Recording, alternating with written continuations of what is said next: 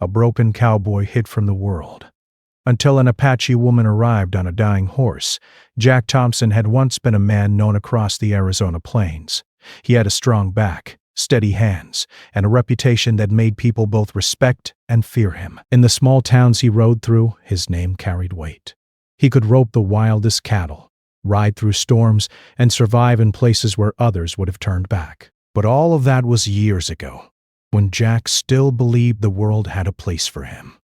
Now, he was a shadow of the man he used to be, hiding far away from anyone who might remember his name or past deeds. He had chosen a valley tucked between two low mountains, a place that the wind often swept clean of noise and human intrusion. The valley was dry, with red dust rising with every gust, and only a few wild animals called it home. The creek that ran through the center was shallow, but it was enough to give life to a few scraggly trees and a handful of horses that Jack still kept. The cabin he lived in had been abandoned for years before he found it. Its wooden walls were worn, the roof sagging in the middle, and the porch creaking with every step. To most, it would have seemed like a ruin. To Jack, it was perfect, a place where no one could reach him, where the world could not touch his heart. Jack's days were slow, marked by routine rather than purpose. He woke before sunrise, when the desert air was still cool, and the first light colored the horizon with gold. He would tend to the few horses he had left, making sure they had water and feed. Some days he would walk down to the creek to check the water, and sometimes he would fish with a line he had tied to an old branch. Even though the valley was quiet, he never felt truly at peace. The silence was heavy, full of memories that would not fade. Memories were his constant companions, though he wished they were not. He remembered his brother David, who had been reckless with cards and whiskey. He had lost everything one night in a gambling dispute, and Jack had not been able to stop him. He remembered the fire that consumed his ranch years ago, leaving only ashes and broken dreams. He remembered the fights, the arguments, and the small betrayals that had piled up until he could no longer trust anyone. All of these memories pressed on his mind every day, making the world outside seem cruel and unforgiving. He had once loved, too. A woman named Clara, who had been kind and strong, had once shared his dreams of running a ranch and living under the endless sky. But she had left after the fire, unable to bear watching him drown in his own anger and grief. Jack often wondered if he would ever forgive himself for losing her, or if he even deserved to. And so he had chosen this valley, this quiet exile, far from towns, friends, and strangers alike. Jack's cabin was sparse. A small bed, a wooden table, a few chairs, and a stove made up his world inside. He cooked simple meals, beans, bread, whatever he could hunt or grow. He read old newspapers he found in town only occasionally, mostly to hear news of a world he no longer wanted to be part of. Some nights he would sit on the porch, watching the stars stretch across the sky, wondering if anyone would ever come looking for him, or if he even wanted them to. Despite his self-imposed isolation, Jack had not completely forgotten how to live. He had learned to survive alone in the harsh desert, and in many ways the land itself had become his friend. The horses he cared for were more than animals. They were companions who did not judge or leave. The creek sang a quiet song, the wind whispered through the trees, and the mountains stood as silent guardians. He took comfort in these small certainties, even if they could not fill the emptiness in his heart. Yet there were days when Jack felt a sharp ache of loneliness that no routine could cure. Sometimes he would walk to the top of a hill just to see the horizon, hoping, perhaps foolishly, for a sign that the world outside still had meaning. He thought of the townsfolk who might talk about him behind their hands, calling him the broken cowboy, and he did not care. Their words could not reach him here, and that was how he wanted it. He had built walls around his life and around his heart, walls that even he doubted could ever be taken down. But life has a way of testing even those who hide. The desert could be unforgiving, and while Jack had learned to respect it, he also knew that no one, no matter how strong, could live completely without the world touching them. A sudden storm could destroy the creek's banks, a wildfire could threaten his cabin, or a lost traveler could stumble into his valley. Each day, Jack reminded himself that solitude was his shield, his only protection against the chaos of life. Jack spent his afternoons repairing fences, mending saddles, and checking the horses. The sun beat down on his back, and sweat ran in streams over his weathered face. The work was hard, but it was honest, and it kept his mind from drifting too far into the pain of memory. Sometimes he would hear the distant call of coyotes, and he would pause, listening to their lonely cries. There was a strange comfort in knowing that he was not the only creature carrying a weight, that the desert itself held stories of survival and loss. Evenings were his hardest time. As the sun set, painting the sky in shades of red and orange, the silence seemed louder. Shadows stretched across the cabin in the valley, and Jack often felt the weight of his past pressing closer. He would sit on the porch, pipe in hand, staring at the horizon until darkness fell. Sometimes he spoke aloud, though only to the empty air, telling stories of days gone by, of cattle drives, of his brother's laughter, of Clara's smile. These voices were the only company he allowed himself, echoes of a life he once had and perhaps could never regain. Jack's nights were cold, the desert air sharp against his skin. He would light a small fire outside, letting the warmth reach him as he thought about nothing and everything all at once. He was not lonely because he had no one. He was lonely because he had chosen to close himself off, believing that the world had nothing good left for him. And yet, in the quiet of those nights, there was a faint glimmer of something he could not name, a longing perhaps, or a spark of hope he refused to recognize. As weeks turned into months, Jack remained in his self-imposed exile. He learned the rhythms of the valley, how to read the clouds for rain, how to find hidden water in the rocks, and how to keep the horses healthy. He became part of the land in a way few men ever could.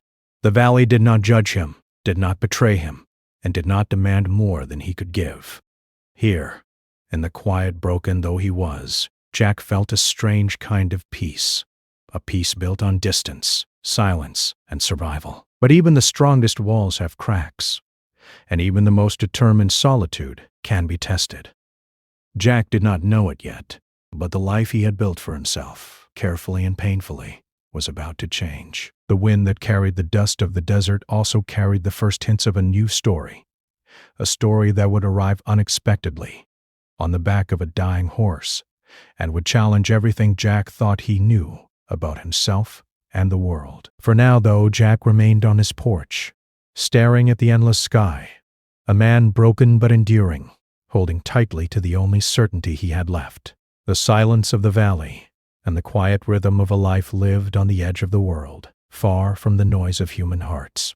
The sun was high and relentless, beating down on the red earth, when Jack heard it, the faint, uneven sound of hooves.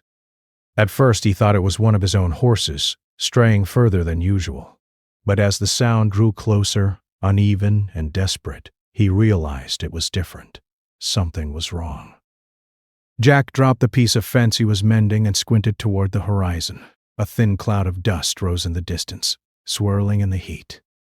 Through the haze he could just make out a figure atop a horse, riding awkwardly, leaning far too heavily to one side.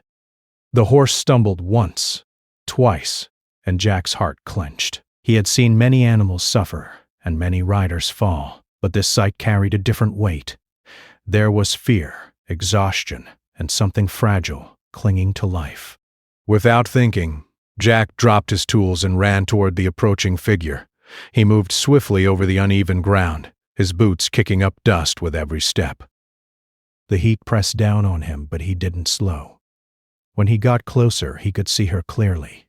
A young woman, her skin sun-darkened, her clothes torn and dusty.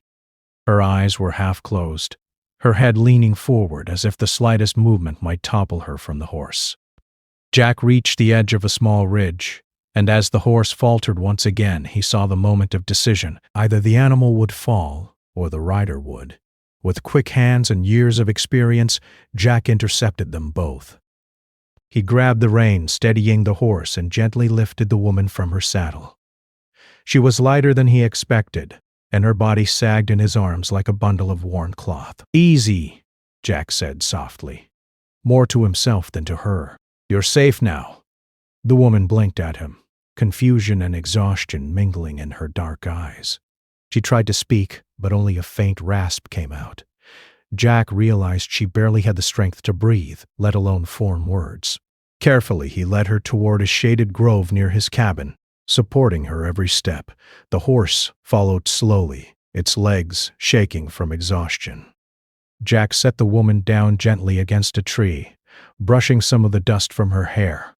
She was young, probably not older than 25, with strong features and an air of quiet resilience that spoke of hard life and survival. Her hair, long and dark, clung to her sweaty face, and her clothing, torn and faded, suggested days or even weeks on the run. Jack had seen many travelers in distress, but there was something about her that made him pause. Perhaps it was the way she had kept her balance despite the collapse of the horse, or perhaps it was the silent courage in her eyes. Jack went to fetch water from the creek, returning with a small tin cup. He held it to her lips, and she drank slowly, coughing a little as the cool liquid hit her throat. He stayed silent, not wanting to frighten her with words she might not understand. When she had drunk enough, she leaned back against the tree, exhaustion pressing her down until her eyes closed again. Jack studied her quietly. He did not know her name, where she had come from, or why she was here, but he understood enough. She had been through something terrible. Her horse, barely standing, showed the marks of fatigue and neglect. Jack could see the cuts along its legs and the strain in its muscles. Without proper care, it would not survive another day in the desert. He knelt beside the animal, murmuring softly as he examined it. He tore a strip of cloth from an old shirt, tying it gently around a small wound near the horse's shoulder. Then he led it toward the creek, letting it drink slowly while he rubbed its tired muscles. All the while, the woman remained under the tree, breathing steadily, but still weak. Jack felt a strange connection forming, a pull he had not felt in years. For the first time in a long while, he felt needed. The sun began its slow descent, casting long shadows across the valley. Jack made a small bed of blankets under the shade of the tree for the woman. He worked quietly, careful not to startle her. He could see her chest rise and fall in shallow breaths, and he hoped she would sleep through the night. For now, nothing more mattered than keeping her alive. As darkness fell, Jack built a small fire, letting the glow light the immediate area around them. He sat nearby, watching her sleep, and found himself thinking of his own past. He thought of his brother, lost to recklessness. He thought of Clara, the woman who had left him. He thought of all the mistakes and regrets that had brought him here. But now, seeing this stranger in need, he realized something he had not admitted in years. There was still a chance to care, still a chance to act with kindness, and perhaps still a chance to connect. The next morning, the woman woke slowly. Jack was sitting nearby tending to the horse, which had eaten a little and was standing a little more steadily. When she opened her eyes, Jack greeted her with a simple nod. She tried to speak, but only a few words came out. Jack listened patiently, piecing together what he could. Her name, he learned, was Island. She was Apache, traveling alone after fleeing trouble far to the north. Her English was limited, but her gestures, expressions, and eyes spoke volumes. She had survived storms, scarcity, and fear. Now she was here, at his cabin, tired but alive. Jack did not ask too many questions. He did not pry into her past, knowing that she would share when she was ready. Instead, he focused on helping her regain strength. He gave her water and food, taught her to rest properly, and helped her bathe in the creek. Slowly, she began to move more confidently, even managing small tasks on her own. Jack watched her carefully, always aware of her limits, and for the first time in a long while, he felt a sense of responsibility for someone other than himself. As days passed, Jack and Island developed a quiet rhythm. She learned to help with the horses, fetching water and feeding them, while he repaired the fence and worked the land. Communication was slow, often through gestures, simple words, and shared tasks, but it was enough. Jack discovered that Island had skills and knowledge he had long forgotten, tracking small animals, identifying water sources and reading the signs of approaching weather. She was not just a survivor. She was a teacher, showing him lessons in patience, awareness, and respect for the land.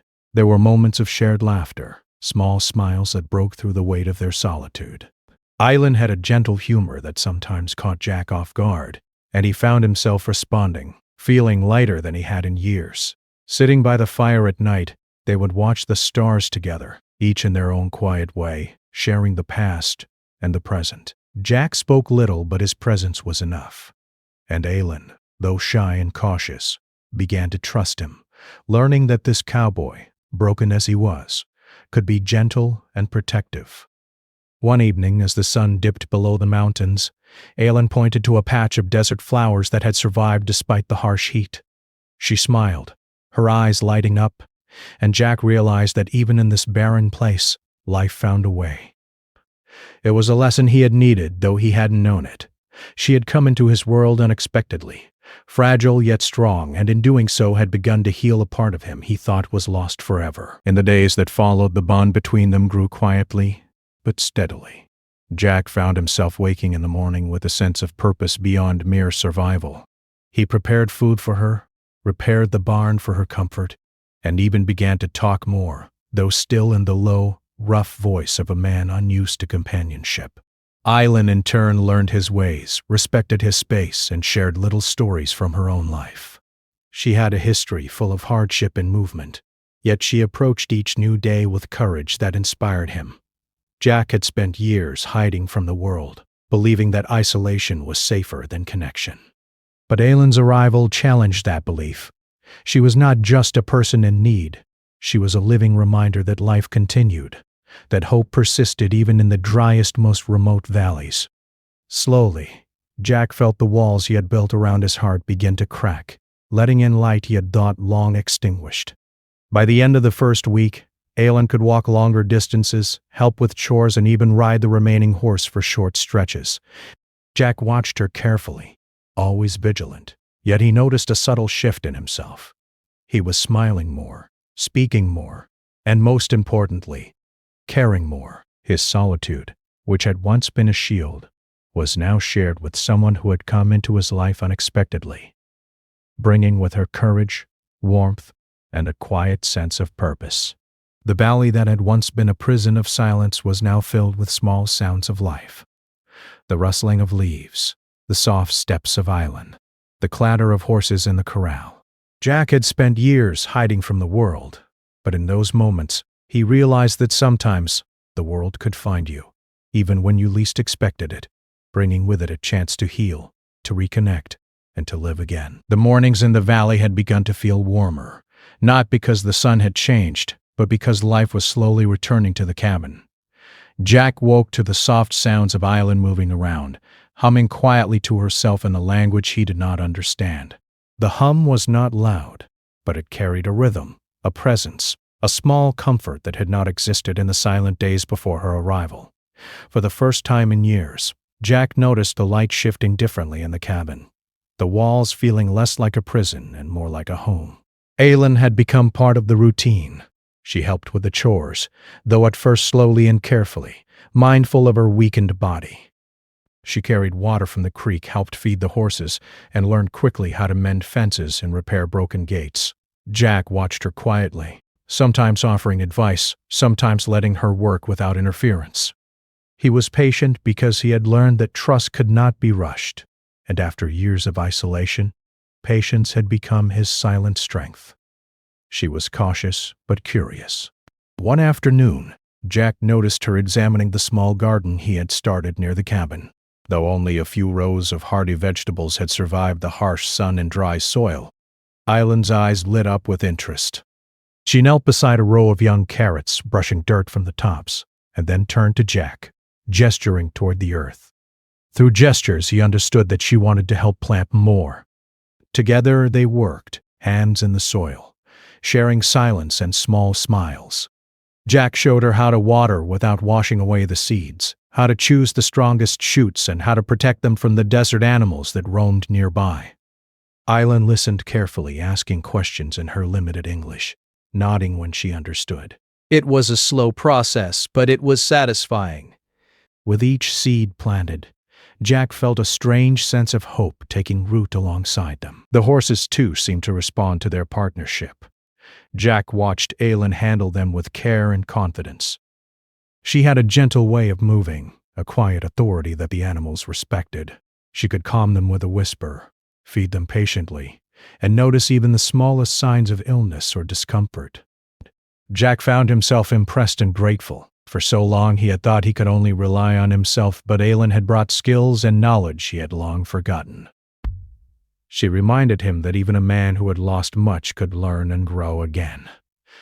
Evenings were the most meaningful. After a long day of work, they would sit by the fire, the soft orange glow lighting their faces. Jack would sometimes speak, telling simple stories of the past, the time he and his brother had chased a runaway herd, or the day he had won a rodeo in a small town far away. Aylin listened closely, sometimes asking questions with a word or two, sometimes simply nodding. She shared stories, too, using gestures, drawings in the dirt, or quiet descriptions of life on the plains she had traveled. Through these moments, Jack realized how much he had missed connection. He had believed that solitude was the only way to survive, but now he understood that caring for another person could also bring strength. Aylin's presence did not diminish him. It reminded him of who he could be. He felt his heart slowly opening, small pieces of his old self returning, bringing with them courage, laughter, and the faint stirrings of joy. One day a storm rolled over the mountains. Dark clouds gathered quickly, and the wind began to whip the valley with surprising force. Jack and Aylin worked together to secure the cabin and the animals. They tied down loose boards, reinforced the horse corral, and guided the horses into a safe corner. The sky was alive with lightning, and the distant rumble of thunder shook the valley. Jack felt his old instinct sharpen, the same instinct that had kept him alive on dangerous cattle drives, but this time he had a partner. Aylin moved confidently, following his directions without fear.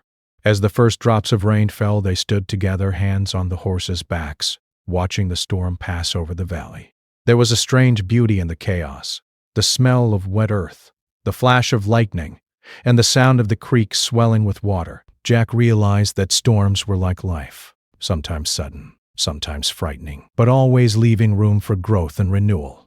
Aylin's presence made the storm bearable, even meaningful.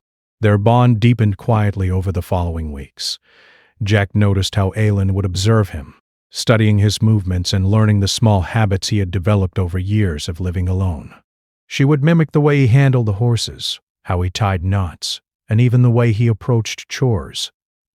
Jack found himself smiling more, sometimes chuckling quietly at her careful imitations. And she, in turn, seemed to watch him with admiration, noticing how capable he was in ways the world might not see. There were also moments of shared silence, where no words were needed. Sitting on the porch as the sun set, they would watch the sky turn shades of pink, purple, and orange. Jack sometimes told himself that these moments were enough, that life did not need to be loud or complicated to be meaningful. Aylin would rest her head on her knees, quietly tracing patterns in the dust with her fingers. In these silent hours, Jack felt the weight of his past lighten, replaced by a quiet appreciation for life, companionship, and the slow rhythm of healing. Aylin began to regain her strength. She could ride the horse longer distances, gather firewood, and even help Jack repair parts of the cabin that had been damaged over time. Each day she grew more confident, and Jack felt a strange pride. It was not the pride of conquest or recognition, but the quiet pride of witnessing someone flourish under care, guidance, and understanding. He realized that helping her heal was also helping himself. One afternoon, Aylin led Jack to a hidden spring she had discovered nearby. The water was fresh and clear, a small treasure in the dry valley. She pointed to it with a smile, her eyes bright with excitement. Jack understood immediately. Together, they built a small trough for the horses, ensuring they would have water even during the driest parts of the season. It was a simple task, but it felt like victory. They had worked together, planned together, and created something that would last. Jack began to teach Aylin more than just survival. He showed her how to read the land, noticing subtle changes in the color of the soil, the patterns of the clouds, and the behavior of the animals. He taught her how to track smaller animals, find safe plants to eat, and use natural remedies for minor injuries. In return, Aylin shared knowledge from her own upbringing, lessons passed down through generations about the desert, the plants, and the balance of nature. Together they became more than teacher and student. They became partners, learning from each other and growing together. Evenings continued to be a time of reflection and quiet connection. By the fire they would talk in low voices, exchanging stories of the past and dreams for the future. Jack often marveled at Aylin's resilience. She had survived so much, yet she approached each day with curiosity and courage. He realized that courage did not always roar. It could also be quiet, persistent, and steady, like hers. In her presence, Jack felt inspired to face his own fears, doubts, and the memories that had weighed him down for so long. Over time, Jack noticed subtle changes in himself. He laughed more easily, even at small, silly things Aylin would do. He found himself sharing thoughts he had never voiced aloud, even to himself. And when he looked at her, he no longer saw just a survivor in need of help. He saw a person who had brought life, warmth, and light into a world he had thought long lost. One evening, as the stars blanketed the sky, Aylin pointed to the constellations, speaking softly in her language. Jack watched her, fascinated, feeling a deep connection to both her and the universe around them. He realized that he was no longer hiding. The valley, the cabin, and the desert had been his sanctuary, but now, sharing it with Aylin, it became a home. He felt something he had not felt in years: hope. Jack understood that healing was not sudden or dramatic. It was a quiet process, taking place in shared chores, laughter, silence, and small acts of care. Aylin had arrived unexpectedly, riding a dying horse, but she had also carried the power to bring life back into a broken heart. Through their time together, he learned that vulnerability was not weakness but strength, that caring for another could restore courage, and that even the most isolated souls could find connection.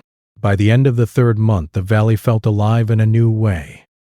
The horses were healthy, the garden thrived, and the cabin was repaired and welcoming. But more importantly, Jack and Aylin had grown together, finding in each other a sense of belonging that neither had expected. Their bond was quiet but strong, built on respect, trust, and shared survival. The broken cowboy had discovered that the world could still hold goodness, and Aylin had found safety and friendship in a place she had not known existed. In the quiet of the desert nights, as firelight danced on their faces, Jack often reflected on the strange and unexpected path that had brought them together. A man who had hidden from the world, carrying grief and regret, had been given a second chance through the arrival of a courageous, resilient woman. And in helping her heal, he had healed himself. The valley had grown quiet and steady, a place of life, work, and hope. Jack and Aylin had settled into a routine that felt natural and comforting. The cabin, once lonely and silent, now had warmth in the air. Morning chores were shared, the horses were healthy, the garden thrived, and evenings were spent talking, laughing, or simply watching the sky as it shifted from pink to deep navy. Life had returned to a rhythm Jack had thought impossible. But the world beyond the valley did not remain silent forever. One morning, as Jack and Aylin were tending to the horses, a faint sound reached their ears. Horses approaching from the main trail. Jack froze for a moment, scanning the horizon. Travelers were rare in this valley, and the last thing he wanted was visitors. His heart tightened. He had spent years hiding, protecting himself from curiosity, judgment, and danger. Yet he could see dust rising in the distance, carrying with it the certainty that the outside world was coming closer. As the riders neared, Jack recognized the local sheriff, a tall man with a kind but cautious demeanor, followed by two townsfolk. Their horses were well fed and strong, unlike the tired animals that had first brought Aylin into his life. Jack felt a mixture of apprehension and curiosity. He had avoided the towns for so long that the idea of facing them now brought both anxiety and a strange thrill. "Jack Thompson?" the sheriff called as they stopped a safe distance away. His tone was respectful, though edged with curiosity. "We've heard that a young woman, an Apache, is staying here. Folks in town are concerned for her safety." Jack nodded slowly, standing taller than he had in months. "She's safe," he said quietly. "She's been here a while. She's healthy. You have nothing to worry about." The sheriff studied him, noticing the lines of his face, the strength in his stance, and the careful calm in his eyes. He nodded, then turned to Aylin, speaking gently, trying to make her feel welcome rather than threatened. Aylin's dark eyes met his cautiously, then softened slightly, as if sensing that these visitors did not intend harm. Jack stepped forward. "She is my guest. I have been taking care of her," he said firmly. "She came here alone, her horse dying. I did what I could." There was a pause. Then he added, "She is strong. She can speak for herself as she wants." Aylin, encouraged by Jack's words, stepped forward slowly. She spoke softly in her own accent, explaining her journey, her reasons for traveling, and the hardships she had endured. The sheriff listened carefully, nodding in understanding. One of the townsfolk, a farmer who had known Jack in the past, stepped forward as well. He offered a small smile. "Seems you've done good by her, Jack," he said. The tension eased slightly, but Jack knew the outside world was not entirely safe. Not everyone would be understanding. Rumors spread quickly in small towns, and outsiders, especially an Apache woman with a mysterious past, could be met with fear or suspicion. He looked at Aylin, seeing the courage that had carried her this far. He realized that she had taught him as much as he had taught her. Bravery could take many forms, and facing the world was a necessary part of life, even if it was frightening. Over the next days, Jack and Aylin met with the townsfolk. Jack introduced her carefully, speaking of her strengths and resilience. Aylin shared her story openly, using gestures and simple words, and slowly the townsfolk began to see not a stranger, but a person who had survived hardship with courage and grace. Jack watched this transformation, feeling pride and relief. He realized that by opening himself to the world, he was not losing his safety, but gaining a sense of belonging he had long denied himself. Life in the valley continued, but now it included interaction with the world beyond. Jack took small steps, visiting the town for supplies, exchanging greetings with neighbors, and even helping in minor tasks that required his skills as a cowboy. Aylin accompanied him, learning new skills and sharing her own knowledge, bridging cultures and building trust. Together they began to form a reputation not of fear or mystery, but of respect, compassion, and quiet strength. Jack felt changes within himself that were profound, yet subtle. He no longer dreaded human contact. He embraced it cautiously, with patience and care. His laughter became more frequent, his eyes brighter, and his steps lighter. He had spent years in isolation, but the companionship of Aylin and the gradual acceptance by the town reminded him that life could be rich, even after pain and loss. One afternoon, as the sun dipped low behind the mountains, Jack and Aylin rode their horses to a small hill overlooking the valley. They watched the golden light stretch across the desert, illuminating the scrub, the creek, and their small cabin. Jack felt a deep sense of gratitude. He thought of the lonely days before Aylin's arrival, when the world felt cold and silent, and he marveled at the way life had returned, not with grandeur, but with quiet strength and resilience. Aylin looked at him and smiled, pointing to the horizon, then back to herself and then to him. Jack understood immediately. She meant that they had both found a place, together where they belonged. A place that had once seemed empty, now filled with life, companionship, and hope. The valley had become not just a refuge, but a home. Challenges still arose. Occasionally, travelers came who were suspicious or curious, and Jack had to navigate these encounters with care. But now he faced them not as a man hiding from the world, but as a man who had strength, experience, and the courage to stand with someone he cared about. Aylin, too, faced challenges, explaining her presence in her journey, and she did so with confidence and grace. Together, they became a quiet team, facing each day with cooperation, respect, and understanding. Winter approached, bringing cold nights and occasional snow. Jack and Aylin prepared the valley carefully. They collected extra firewood, insulated the cabin as best they could, and ensured the horses had shelter and food. Even in the harshest conditions, they worked side by side, demonstrating patience, resilience, and care. The valley, which had once seemed unforgiving and lonely, now felt like a living, breathing partner, responding to their efforts and reflecting their harmony. As months passed, Jack realized how much he had changed. He no longer carried the same fear, grief, or bitterness that had driven him to isolation. He still remembered the past, but it no longer dictated his present. He had learned that healing came not from avoidance but from connection with the land, with animals, and most importantly with another human being who trusted him and relied on him. Island had brought that lesson into his life, and he could not imagine returning to the lonely, silent days before she arrived. One spring morning, Jack and Island walked along the creek, observing the first blooms of wildflowers. The air was fresh, carrying the scent of earth and growth. Jack paused, looking at Island, and realized that he had learned to hope again. Not the naive hope of youth, but the quiet, steadfast hope that comes from perseverance, trust, and care. The valley had healed them both, but more importantly, they had healed each other. Together, they looked toward the future with cautious optimism. Jack thought of expanding the cabin, tending more land, and perhaps welcoming other travelers or neighbors. Aylin spoke of exploring further, sharing stories of her heritage and the lands she had traveled. Each plan was small, realistic, and filled with purpose. Jack understood that life was not about grand gestures, but about consistent care, respect, and courage. The town now knew Jack not as a broken cowboy hiding from the world, but as a man of integrity, skill, and compassion. They knew Aylin as a survivor, wise and brave, who had overcome hardship and learned to trust again. Together, they became part of the broader community, not fully integrated perhaps, but respected and appreciated. Jack felt a sense of belonging he had long denied himself, a feeling strengthened by the presence of Island at his side. In the quiet evenings, they would sit on the porch together, watching the stars, sharing thoughts, dreams, and silence. Jack realized that happiness was not loud or sudden.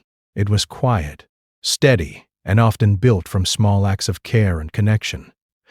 Island had taught him this without words, simply by being herself, resilient and trusting, and by allowing him to care for her. Years of pain, loss, and isolation had shaped Jack into a man who knew the harshness of life. Yet through the arrival of one person on a dying horse, he discovered that life still held beauty, hope, and companionship. The valley, the horses, and the cabin were no longer symbols of solitude. They were symbols of resilience, recovery, and the life he had chosen to embrace. Jack understood finally that hiding from the world had only delayed his healing.